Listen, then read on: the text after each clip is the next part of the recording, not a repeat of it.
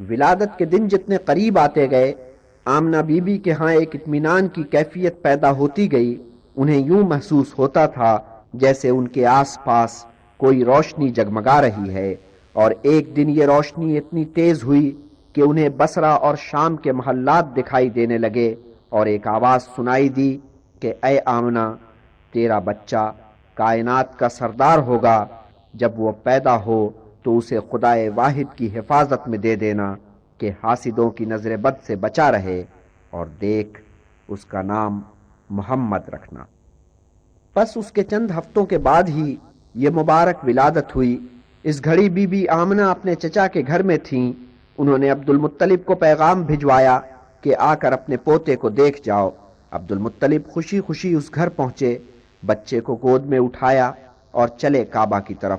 کعبہ میں پہنچ کر انہوں نے اللہ کا شکر ادا کیا۔ شہروں میں آباد عربوں میں ان دنوں یہ عام دستور تھا کہ وہ پیدائش کے بعد اپنے بچوں کو صحرا میں بھیج دیتے تھے۔ وہاں ہر بچے کے لیے کسی دائی کا بندوبست کیا جاتا، وہ دائی اسے دودھ پلاتی، پالتی پوستی۔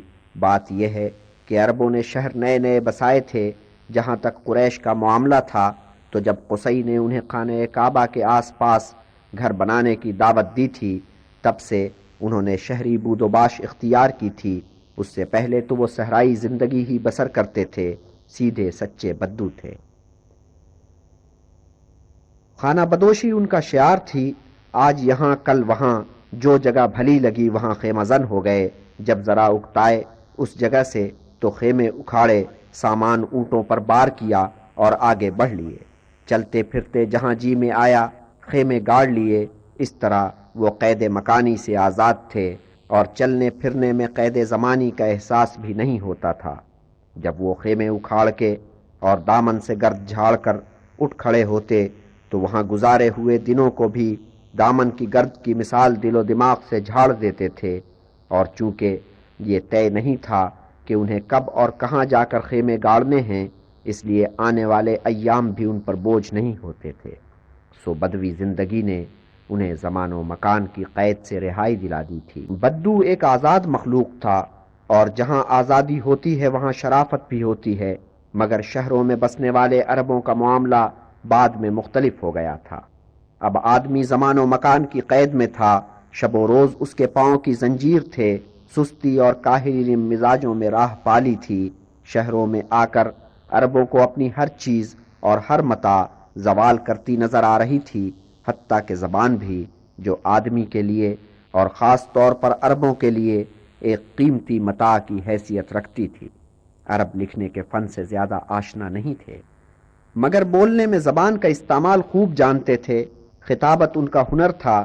ایک آدمی کی لیاقت کا اندازہ اس سے لگایا جاتا تھا کہ وہ کتنا لسان ہے، اور لسانی کی معراج شاعری سمجھی جاتی تھی۔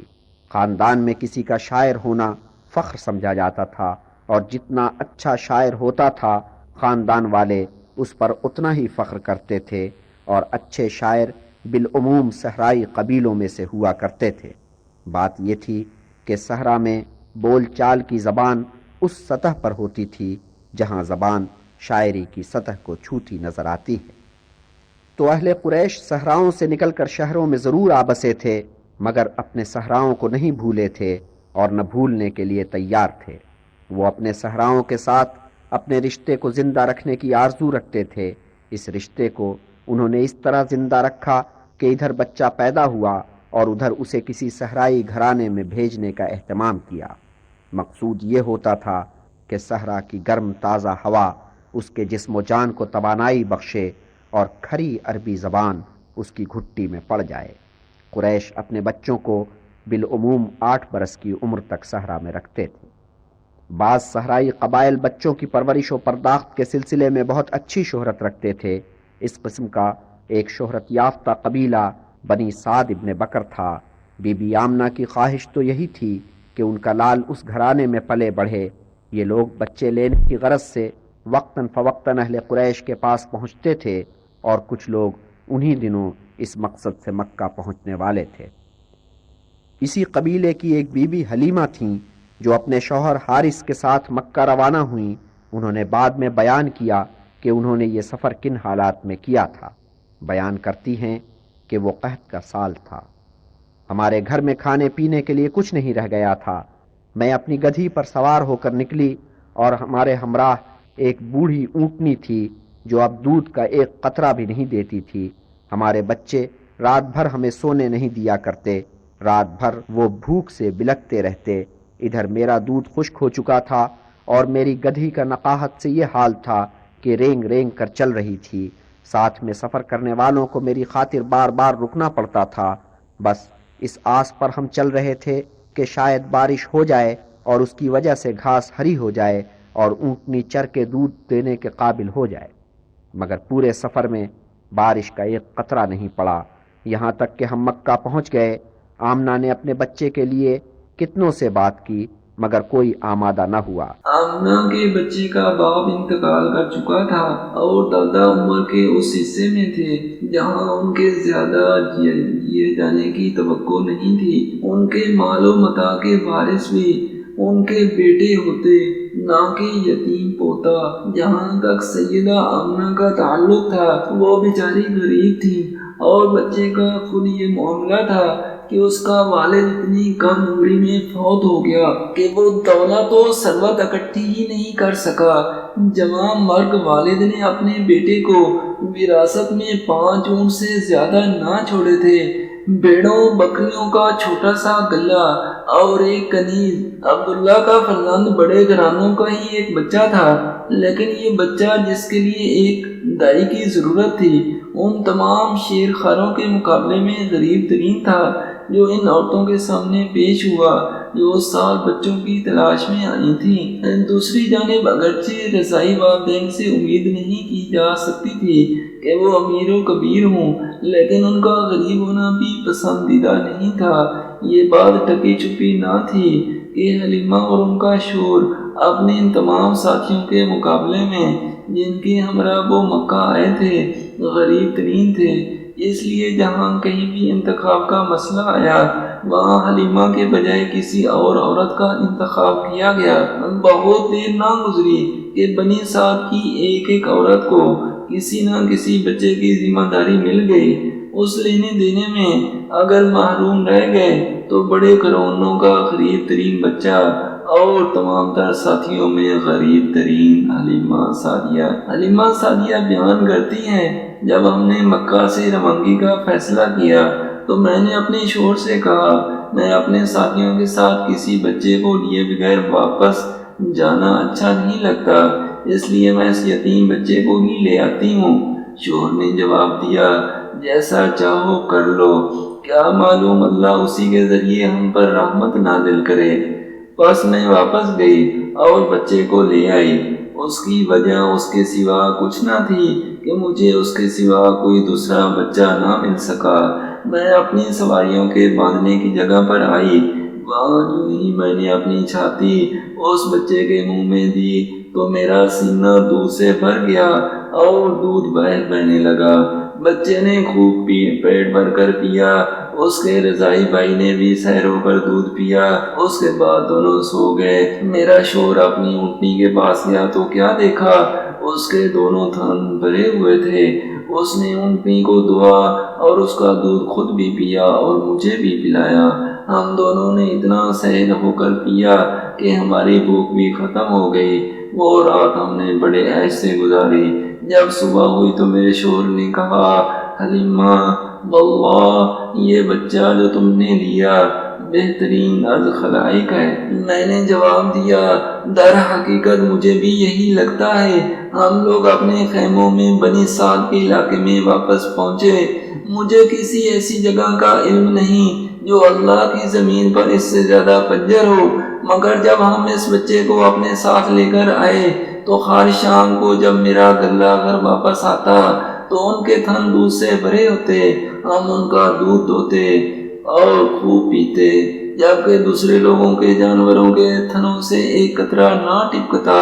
ہمارے پڑوسی اپنے گلے بانوں سے کہتے کیوں نہیں تم بھی جانور ان جگہوں پر لے جاؤ جہاں حلیمہ کا گلہ چرتا ہے۔ اس کے باوجود ان کے گلے پھر بھی گھر بھوکے ہی لوٹتے اور دودھ بالکل نہ دیتے، جبکہ ہمارے جانور شکم سیر ہوتے اور ان میں دودھ کی فراوانی ہوتی۔ اس افراط رزق میں اور اللہ کے فضل میں کبھی کوئی کمی واقع نہ ہوئی، حتیٰ کہ بچے کی عمر 2 سال سے تجاوز کر گئی اور میں نے اس کا دودھ چھڑا دیا۔ جب ماشاء اللہ خوب بڑھ رہا تھا، اس کی اٹھان اچھی تھی۔ اب جب کہ اس کی عمر 2 سال ہو گئی تو وہ مضبوط ہاتھ پیر کا بچہ تھا۔ ہم اسے اس کی ماں کے پاس لے گئے۔ ہماری شدید تمنا تھی کہ وہ ہمارے پاس ہی رہے۔ اس کی موجودگی ہمارے لیے باعث رحمت تھی۔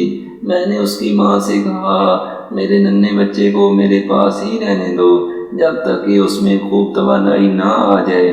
مجھے ڈر ہے کہیں مکہ میں آئے دن کے طاعون سے اس کو کوئی تکلیف پہنچے۔ ہم برابر اصرار کرتے رہے، حتیٰ کہ وہ بچے کو ایک بار پھر ہماری تحویل میں دینے پر رضامند ہو گئیں اور ہم بچے کو واپس اپنے گھر۔ سیدہ حلیمہ نے مزید بتایا، چند ماہ گھر واپسی کے بعد ایک روز جب وہ اور اس کا رضائی بھائی کچھ بیڑوں کے ساتھ ہمارے خیموں کے عقب میں تھے تو میرا بیٹا دوڑتا ہوا آیا اور کہنے لگا، وہ ہمارے قریشی بھائی کی بابت پتہ ہے کیا ہوا؟ 2 سفید پوش مرد اسے لے گئے اور لٹا دیا اور اس کا سینہ چاک کر کے اندر سے اپنے ہاتھوں سے کچھ کرتے رہے۔ بس میں اور میرا شور وہاں پہنچے تو دیکھا کہ بچہ تو کھڑا تھا لیکن چہرہ بہت زرد تھا۔ ہم نے بچے کو اپنے پاس بلایا اور اس سے پوچھا، میرے بیٹے تمہیں کیا ہوا؟ ٹھیک تو ہو نا؟ بچے نے جواب دیا، 2 آدمی جو سفید پوش تھے میرے پاس آئے اور مجھے زمین پر لٹا دیا۔ میرا سینہ کھولا اور پتہ نہیں کیا تلاش کر رہے تھے، مجھے کچھ علم نہیں۔ حلیمہ اور ان کا شور دونوں ادھر ادھر دیکھتے رہے مگر وہاں کسی انسان کا گمان نہ تھا، نہ کوئی خون اور نہ کسی زخم کا نشان۔ اتنے ہی سوال کر ڈالے مگر دونوں بچے اپنے بیان پر قائم رہے اور کسی صورت کوئی لفظ بھی ادھر ادھر کرنے کو تیار نہ ہوئے۔ اس کے باوجود ان کے رضائی بچے کے سینے پر زخم کا نشان تو کجا، کسی قسم کا دبا تک نہ تھا۔ ہاں، پشت پر دونوں کندھوں کے بیچ ایک غیر معمولی شے ضرور نظر آئی، ایک چھوٹا سا بیضوی شکل کا سطح سے ابھرا ہوا بالکل واضح نشان، ایسا جیسے کوئی چھوٹے سے پیالے کو دبا کر بنا دے، لیکن یہ نشان تو روز ولادت سے ہی موجود تھا۔ بعد کے سالوں میں آپ صلی اللہ علیہ وآلہ وسلم نے اس واقعہ کی نوعیت پر پھر روشنی ڈالی۔ میرے پاس 2 آدمی آئے، دونوں سفید پوش تھے۔ وہ ایک سنہری برتن لیے ہوئے تھے جس میں برف بھری ہوئی تھی۔ پھر ان دونوں نے مجھ پر قابو پا لیا اور میرا سینہ چاک کر کے میرا دل باہر نکالا۔ دل کو بھی اسی طرح کھولا اور اس میں سے ایک سیاہ لوتھڑا نکال کر باہر پھینکا۔ پھر دل کو اور میرے سینے کو اس برف جیسی شے سے خوب دھو کر شفاف کیا۔ انہوں نے یہ بھی فرمایا، شیطان آدم کے ہر بچے کو اس لمحہ چھو لیتا ہے جب اس کی ماں اس کو جنتی ہے، سوائے مریم اور ان کے فرزند کے۔ حلیمہ اور حارث دونوں کو یقین تھا کہ جو کچھ ان دونوں لڑکوں نے بیان کیا ہے وہ سچ ہے۔ اس واقعہ نے انہیں پریشان کر دیا۔ حارث کو خوف نے آن گھیرا کہ کہیں ان کے رضائی بیٹے پر کسی سحر یا برے سایہ کا اثر نہ ہو گیا ہو۔ حارث نے اپنی زوجہ سے کہا، جتنی جلدی ممکن ہو اس بچے کو ماں کے پاس پہنچا دو۔ حلیمہ ایک مرتبہ پھر بچے کو مکہ لے گئیں۔ ان کا ارادہ تھا کہ اس واقعہ کا کوئی ذکر کیے بغیر وہ کسی بہانے بچے کو واپس کر دیں گی، لیکن سیدہ آمنہ کو کوئی بہانہ قائل نہ کر سکا تو انہوں نے سچی وجہ بتانی پڑی۔ سب کچھ سننے کے بعد آمنہ نے حلیمہ کے اندیشوں کو کوئی وقت نہ دی، بس یہ کہہ کر ٹال دیا کہ میرے ننھے بچے کی عمر میں آگے چل کر بڑے عظیم واقعات پیش آئیں گے۔ پھر انہوں نے حلیمہ کو وہ باتیں بتائیں جو دوران حمل پیش آئی تھیں۔ انہوں نے اس نور کا بھی ذکر کیا جو انہیں دوران حمل محسوس ہوتا رہا۔ حلیمہ کو تسلی دی گئی، لیکن آمنہ نے فیصلہ کیا کہ وہ بچے کو اب اپنے پاس ہی رکھیں گی۔ انہوں نے حلیمہ سے کہا کہ اسے تم میرے پاس ہی رہنے دو، تم کو اللہ خیریت سے اپنے گھر لے جائے۔ بچہ مکہ میں 3 سال تک بڑے عیش و آرام سے اپنی ماں کے ساتھ رہا۔ دادا، چچا اور پھوپھیوں کی محبتوں کا مرکز بن کر اپنے چچا زاد اور دیگر خاندانی بچوں کے جھرمٹ میں کھیل کود کر اچھا وقت گزارتا رہا۔ خاص کر حمزہ اور صفیہ سے اس بچے کو بہت لگاؤ تھا۔ یہ دونوں عبد المطلب کی آخری شادی کا ثمر تھے۔